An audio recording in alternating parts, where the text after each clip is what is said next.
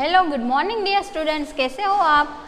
आपका स्टैंडर्ड 6 में आज हम हिंदी का लेक्चर है। तो सर ने आपको लेसन नंबर 1 थी, उसकी पोयम है वो कंप्लीट करवाई थी। मैं उसकी एक्सरसाइज कराऊंगी। ओके, अभी है श्रुतलेख मतलब उच्चारण। ये सिर्फ डिफ़िकल्ट वर्ड है जो आपको बोलना है। श्रेय, श्रेय, शुद्ध, शुद्ध, मुस्कान, मुस्कान, ध्येय, ध्येय, विधान, विधान, गुरुता, गुरुता, प्राणवान, प्राणवान, महिमावान, महिमावान। चलो अभी आते हैं मौखिक प्रश्न। कवि किसे महान बनाना चाहता है? ये सारे क्वेश्चंस है, उसका आंसर का मैं एक फोटो आपको सेंड कराऊंगी। अभी आप सारे क्वेश्चन समझ लो। कवि देश के लिए जीने मरने की बात क्यों कह रहा है? कवि के अनुसार स्वर्ग कहाँ है? जीवन एक समान कैसे बन सकता है? हम दुश्मन के लिए व्रज कैसे बन सकते हैं? ओके, अभी इसके नीचे आते हैं सही गलत। सही विकल्प के सामने ठीक का निशान लगाइए। फर्स्ट है, हमारे तन मन में किसका ध्यान होना चाहिए? देश का, अपने प्रांत का। सही आंसर है ए, देश का। प्रियजनों के लिए हमें कैसा बनना चाहिए? प्रियजन मतलब हमारे पेरेंट्स और हमारे सारे फ्रेंड्स के लिए हमें कैसा बनना चाहिए? व्रज की फूल। तो सही आंसर है फूल। भागीरथी क्या है? भागीरथी क्या है? आपको पता है कि वो एक नदी का नाम है। ऑप्शन ए, नदी। देश महान कैसे बन सकता है? ए, यदि देश में एकता हो। बी, यदि देश में भागीरथी बहे। क्या है? देश में एकता होनी चाहिए कि देश में भागीरथी नदी बहनी चाहिए? A is the correct answer. First में देश, सेकंड में फूल, थर्ड में नदी, फोर्थ में यदि देश में एकता हो। अभी उसके पीछे नीचे है काव्य पंक्ति। ये यहाँ पे है कविता के वे 4 पंक्तियाँ बताइए जिनमें क्या आता है? देश के लिए जीने मरने की बात कही गई है। तो उसमें क्या आता है? आप जो अपना पेज नंबर 2 है उसमें देखोगे कि पैराग्राफ नंबर 2 है वो लिखना है। मैं यहाँ पे लिखाती हूँ, आपको भी लिखना है। उठे देश के लिए उठे हम, उठे देश के लिए उठे हम,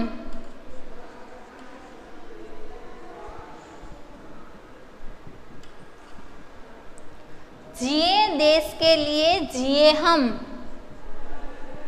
जिए देश के लिए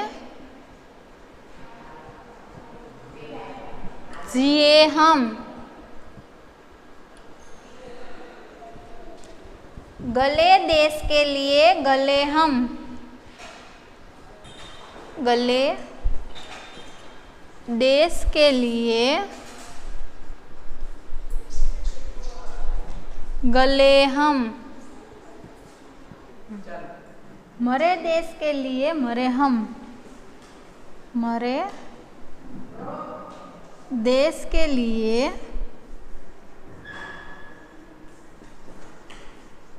मरे हम। इतनी पोयम है। ये फर्स्ट क्या है सारा? जिसमें देश के लिए जीने मरने की बातें कही गई है। अभी सेकंड है देश के भौगोलिक स्वरूप का वर्णन हो। तो ऐसी कौन सी पोयम है? तो उसका भी आपको लिखना है यहाँ पे। रोज उषा हंसकर कहती है, रोज उषा हंसकर कहती है,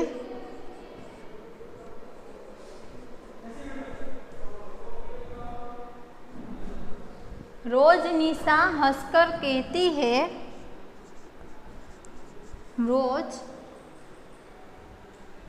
निशा हंसकर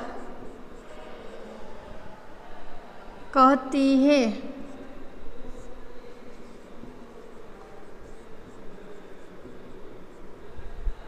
महासृष्टि में वही स्वर्ग है। महासृष्टि में वही स्वर्ग है।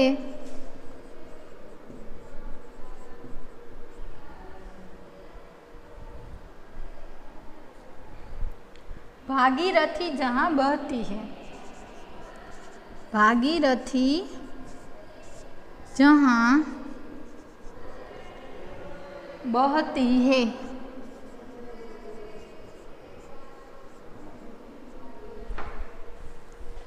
ये पोयम है जिसमें देश की भौगोलिक स्वरूप का वर्णन होया है।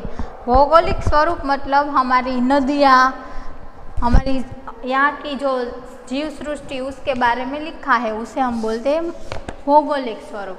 तो ये फर्स्ट का आंसर है और ये सेकंड का। ओके, अभी हम जाते हैं नेक्स्ट पेज पे।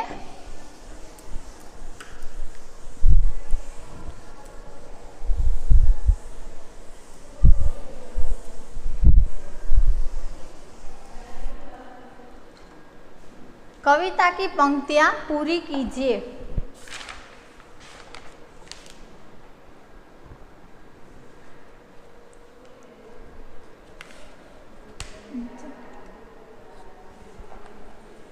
सिंहों से लड़ने वाले हो, सिंहों से लड़ने वाले हो, अवसर पर अड़ने वाले हो, अवसर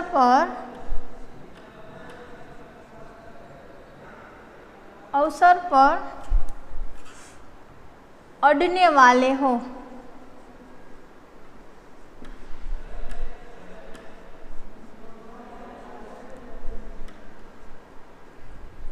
हंसते हंसते मौत मसल कर, हंसते हंसते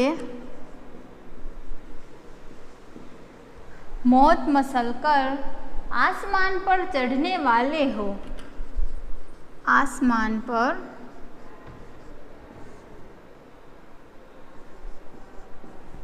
चढ़ने वाले हो। व्रज बने दुश्मन को, वज्र बने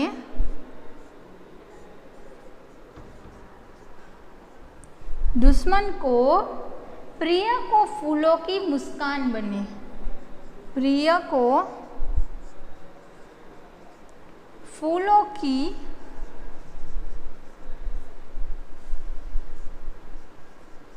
मुस्कान बने। मेरा देश महान बने, मेरा देश महान बने।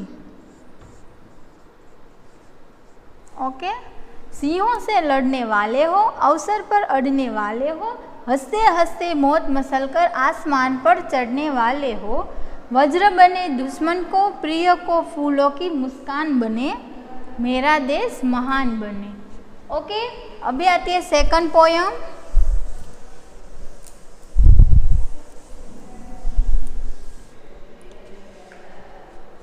रोज उषा हंसकर कहती है, रोज उषा हंसकर कहती है, रोज निशा हंसकर कहती है, रोज निशा हंसकर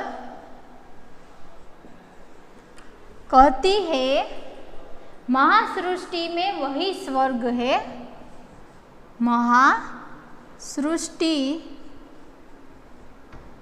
में वही स्वर्ग है, भागीरथी जहाँ बहती है, भागीरथी जहाँ बहती है, कोटि कोटि कल कल कंठों से, कोटि कोटि कल कल कंठों से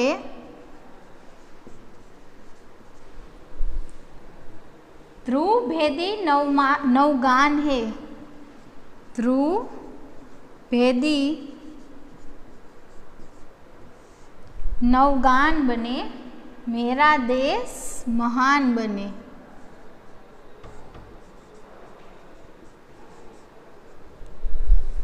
रोज उषा हंसकर कहती है, रोज निशा हंसकर कहती है, महासृष्टि में वही स्वर्ग है, भागीरथी जहाँ बहती है। कोटि कोटि कलकल कंठों से ध्रुव भेदी नवगान बने, मेरा देश महान बने। ओके, अभी उसके नीचे आते हैं लिखित प्रश्न।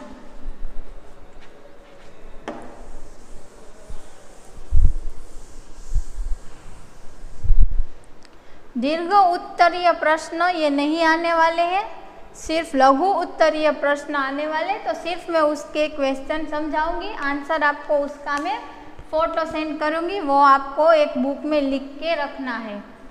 हमारा उद्देश्य क्या होना चाहिए? हमारा उद्देश्य मतलब हमारा लक्ष्य क्या होना चाहिए?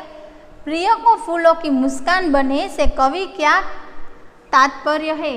मतलब प्रिय को फूलों की मुस्कान बने, मतलब हमारे फ्रेंड्स है उसकी हम एक मुस्कान बने, तो वो कवि का क्या तात्पर्य है, वो क्या कहना चाहते हैं?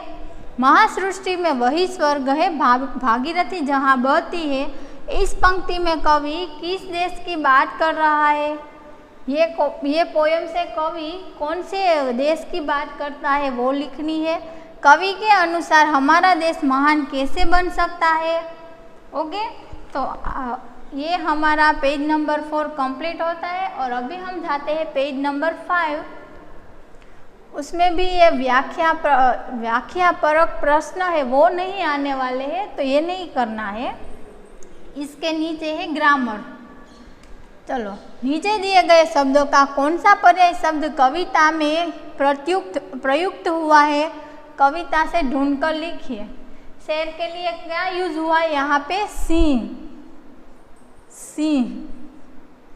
दूसरा अंबर, अंबर तो आसमान। थर्ड है सुमन, सुमन तो फूल।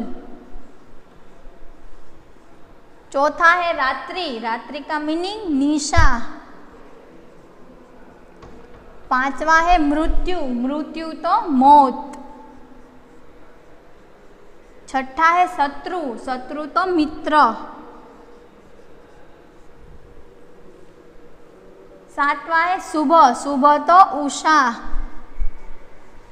गंगा तो भागीरथी। ये आपकी पोयम है, उसमें ये वर्ड सारे यूज करे हैं, इसका ये मीनिंग होता है। शेर तो सिंह, अंबर आसमान, सुमन फूल, रात्रि निशा, मृत्यु मौत, शत्रु मित्र, सुबह उषा, गंगा भागीरथी। देखो, अर्थ की दृष्टि से समान शब्दों को पर्यायवाची शब्द कहते हैं। इन शब्दों का अर्थ एक दूसरे से मिलता जुलता है, पर कहीं कहीं उनमें सूक्ष्म अंतर भी होता है। मतलब कि ये दोनों समानार्थी तो है, लेकिन थोड़ी बहुत उसमें डिफरेंस आता है। अभी आता है नेक्स्ट पेज, उसमें ऑपोजिट है।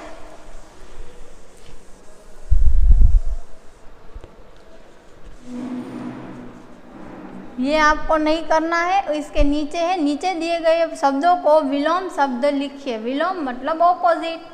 देश तो विदेश।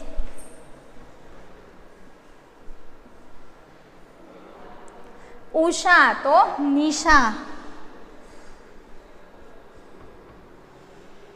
उषा मतलब सवार, निशा मतलब रात्रि। दुश्मन तो दोस्त।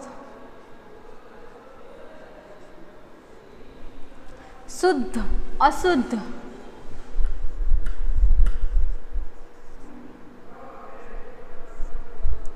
समान तो असमान। स्वर्ग तो नरक। ओके, यहाँ तक हमारा वर्क कंप्लीट होता है। अभी आता है नीचे दिए गए शब्दों का दो अलग अलग अर्थों में वाक्यों में प्रयोग कीजिए। ये वाक्य प्रयोग आपको नहीं करना है, तो ये हम नहीं करेंगे, ये नहीं करना है। ओके, तो अभी टाइम है आज आपका होमवर्क का। तो होमवर्क में आपको लिखना है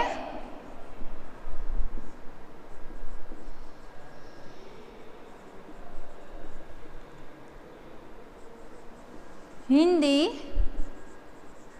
पेज नंबर 3, 4, 5 एंड 6 इतने तक जो भी कराया है वो आपको 1 टाइम लिखना है। ओके, ये हमने आज जो हमने कराया वो पेज नंबर 3 से करवाया है। पेज नंबर 3 से पेज नंबर 6 तक जो भी करवाया है वो सब आपको एक बार आपकी एक्स्ट्रा बुक में लिखना है। और आपको फिर भी कुछ भी क्वेरी हो या डाउट हो तो आप हमको कॉल करके अपना डाउट या क्वेरी सॉल्व करा सकते हो। Take care.